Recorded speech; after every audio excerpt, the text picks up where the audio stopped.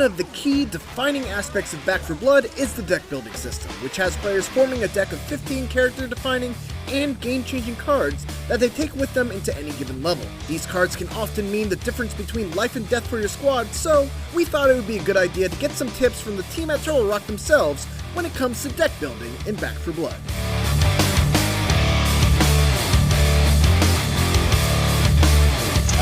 A lot of time I think you need to think about what your playstyle is and what you like to do. Do you want to be that kind of assault character? You probably want to start looking at reload speeds and stamina and things like that. Or if perhaps you're more in a support role, how do you build a deck around that? So yeah, there's lots of, you can have a number of decks. You don't just have one deck in the game. So I think one of the real big things about our game is like get in, start playing, earn supply points, start unlocking those cards, and start playing with those decks. If you're a beginner, for me, I love reload speed. I love stamina. I want my gun to reload as quickly as I can. I want to be able to get away and keep my stamina going. I think they're super helpful for beginners. Just so you can keep firing. Those hordes are going to keep coming at you. So the quicker you reload, the better it is for you. And yeah, just if you're a beginner, I think you're going to get hoarded. There's going to be times where you're like, I need to get out of here. So I do think that stamina does help a bit. So yeah, first time in, start looking for those kind of cards to help get you through that first time play experience. Some things to kind of look out for are if you're looking to have a bunch of items in your inventory, look out for cards that increase your offensive or supply or quick item slot capacity. That way, as you're going through each of the different maps and as you're going through the game, once you find items, you'll be able to carry more for your team and provide support that way, if you do want to roll that way. Otherwise, you can just get all the grenades that you can and start destroying the hordes as you're getting hoarded, as OD was saying. And this is an interesting thing that you need to be careful when you're looking through your deck and you're building your cards. There is also a negative to that. For example, we got one called Boxo Bags, I think it is.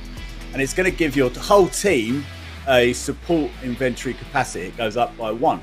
So you can put in an extra item into that slot. But it does give you a reduction. I think it gives you a reduction in health. So you're helping your whole team. You're taking a little bit of health reduction yourself. So you'd think if you've got you've got a group that you get together and you're going to play, hey everyone, I'm going to be the mule today. Right? It doesn't sound great when you do it like that. But you're on a short roll. You'd hope then that everyone else has got extra slots and they can carry more things. That those they're gonna help you through the game. You're there to support. You're gonna have the assault in there, maybe a medic build. It depends. So yeah, have a look. But it's very important. Like I said, there are negative sides to some of these cards. So read those descriptions carefully. Build a deck. See if you like it. Maybe not. Swap them out. There's so much to choose from. There are cards that have the ability to, if you get in-capped, your team actually gets a bonus to health and unlimited ammo for a certain period of time. So those are kind of cards to also look out for. As Matt was saying, it's important to read your cards. So do spend some time going through the deck builder and just kind of looking through what's available for you. There's also cards in there that once at a certain distance, if you kill a Ridden, they actually get temporary HP. There's an interesting one there when you got the card that gives you or gives your team health when you're in cap. I don't know about you, Rose, but when someone's in cap and I'm getting health, I don't get them up perhaps as quickly as I should sometimes.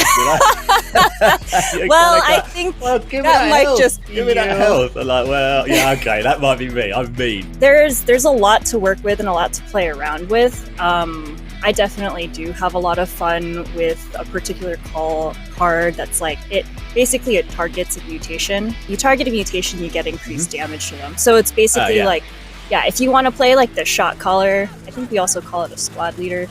You can go in and you can call out the mutations and do bonus damage to them. So those are really, really helpful and will help you determine what kind of playstyle you want to go. There's one called it's called Adrenaline Field, and you gain stamina for like each kill, and I think based on your stamina pool, but your stamina doesn't regenerate as quick. Now if you're like me and tend to get hoarded quite a bit, and you're right in the thick of it and you're just like shooting zombies, you're keeping that stamina going. I don't mind that my stamina regens a little bit slower, because I'm like, and it kind of encourages me to sort of really be at the forefront and like, I'm going to shoot, kill, right? And then I'm getting my stamina back like that, so I can keep it kind of high as long as I'm killing. Now and again, it means that I might want to attract a horde just so I can keep my stamina up. But don't tell my teammates that one. But yeah, I quite like that one. There's another card called Rousing Speech, which actually disables your offensive inventory slot, but then you get a bonus to, I believe it's revive speed. So that is actually really good to use whenever you are trying to play that medic build. Because more oftentimes than not, if you're trying to focus on keeping your team up and making sure that people aren't falling, below a certain percentage of health, then, you don't really need that offensive slot. You can just start increasing the amount of support items in your inventory at that point. So the organization of your cards will also kind of matter too. So like if you're going into your deck building, you can actually drag and drop these cards around. So you can go in there, you can drag and drop them around, and then you can coordinate, like, basically, okay, so if I'm, like, later on in this run, do I really need to have, like, whatever card? Like, would this be more beneficial at the earlier time in the game? And so, in the run. So you can actually drag those around and kind of plan without really knowing whether or not that card is going to be the most helpful at that point. So, pay attention to the order of your cards. Thanks again to Rose and Matt for lending their expertise and knowledge for this video. And if you still want more Back 4 Blood, make sure to stay tuned, because all throughout the month of August, we'll have new videos each week as part of our IGN First. And as always, for everything else, keep it here on IGN.